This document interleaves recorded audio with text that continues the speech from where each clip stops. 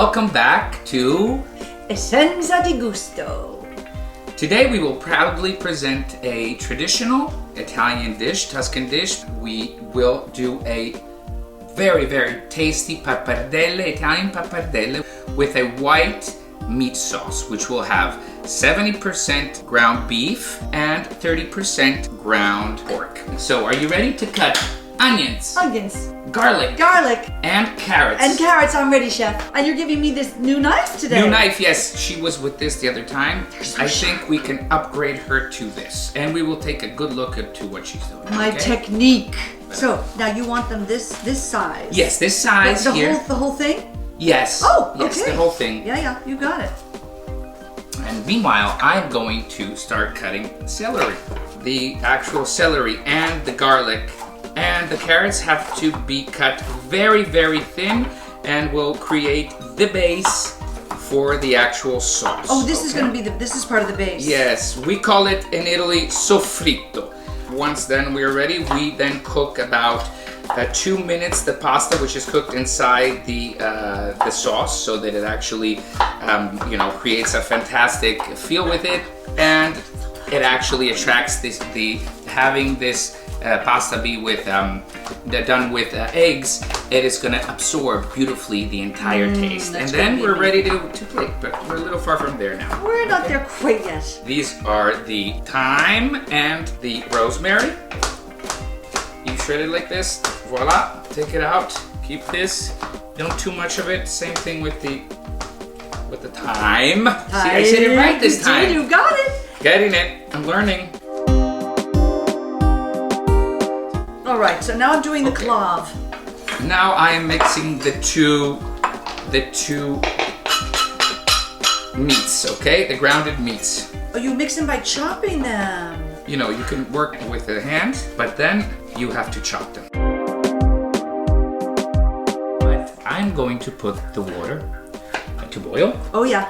And we're gonna put a little bit of salt in and a tad of olive oil. And I'll tell you why.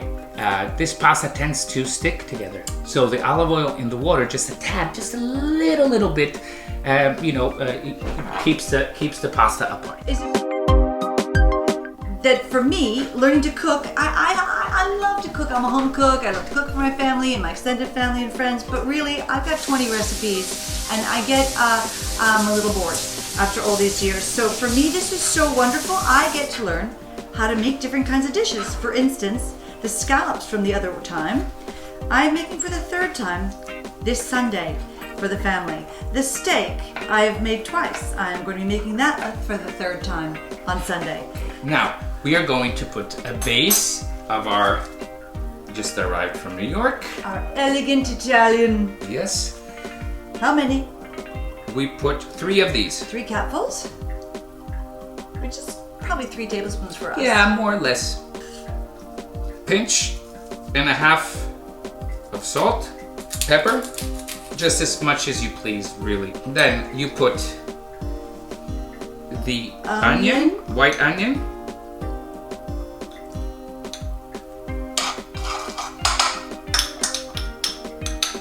Okay, this will keep aside. Oh, okay.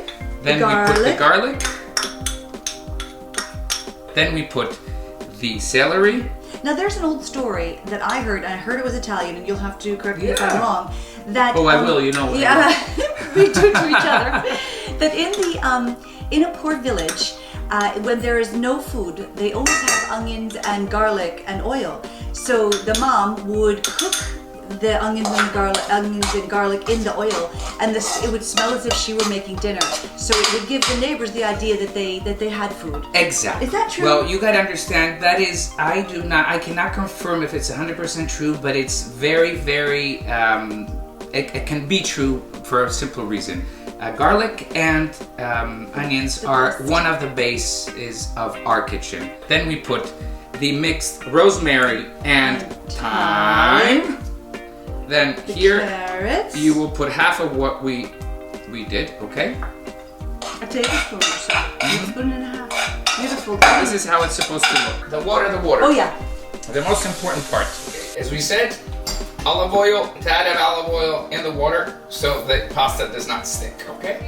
Now we are going to put half of the glass of wine in it so that it can start, the veggies can start, you know, actually getting the taste of the wine. This is actually almost ready. Just gotta add a little bit more water. Do this process for another 5 minutes so it gets even softer. It has released all the best, you know, quality of the veggies inside the broth.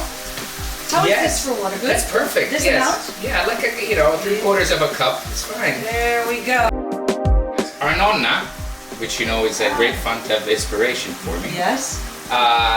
She used to start cooking the ragu, normal ragu though, at 5:30 in the morning. So we used to wake up with this marvelous smell. Of course, maybe 5:30, 6 in the morning, you're not always ready for all this so early? freshness and beauty and smells, because a proper ragu with a tomato and all that, you're supposed to cook it for about 4 hours. Oh my goodness. In this case, we're doing a much lighter ragu and white. So we are not putting any tomato and anything like that. We are getting most of the taste from this base that we're doing.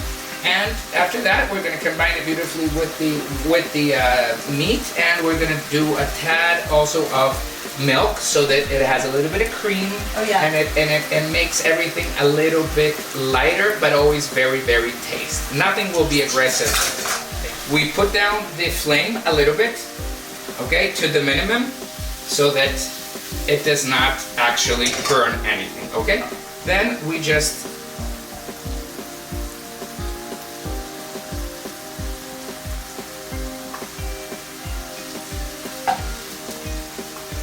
if this is a little too much, you know what we'll do? What? I'll leave what's extra for you. So Thank this will be you. another dish that you can replicate. Yeah. Everybody likes meat.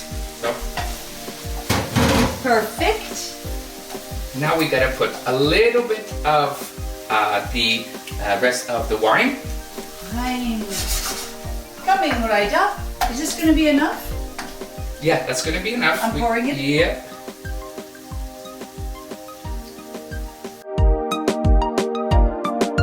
Streganolo's pasta pot. Do you like that? Davvero? Yeah, I love it. My kids know it by heart. Oh yeah? Yes, because it's one of the books I read all the time because we loved it. The pasta, Streganolo's pasta pot. Perfect. So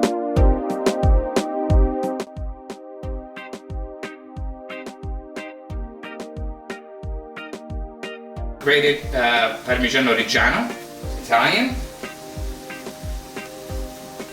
And then we don't add any more water, actually. We keep it here low flame so it doesn't burn. We keep it here 1 minute to soak in. After the minute that everything is soaked in a little bit and it's starting to release its flavor, we put milk. That's why it's called white ragu.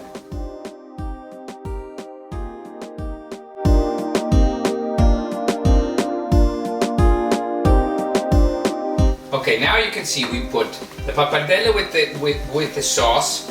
We put a little bit of the water that we boiled the pasta in so that it actually gives a little bit of liquids, and the actual pappardelle can soak in all the actual taste, and the rest of the milk to give the last creamy aspect to it. Okay.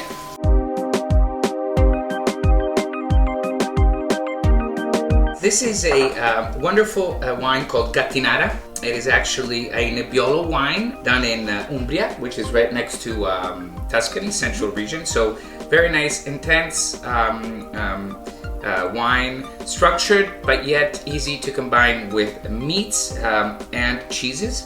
So for this, we are going to present and combine it, we think, perfectly with our white ragu, which is a summer ragu version.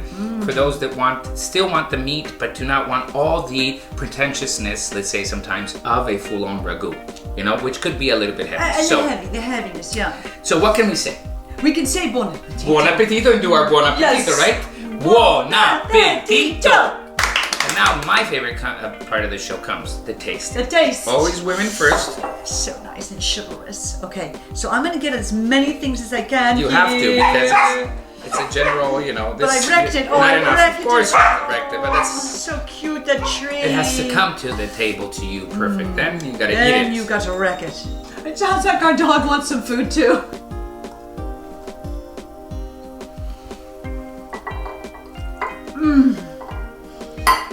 This is delicious. Is it?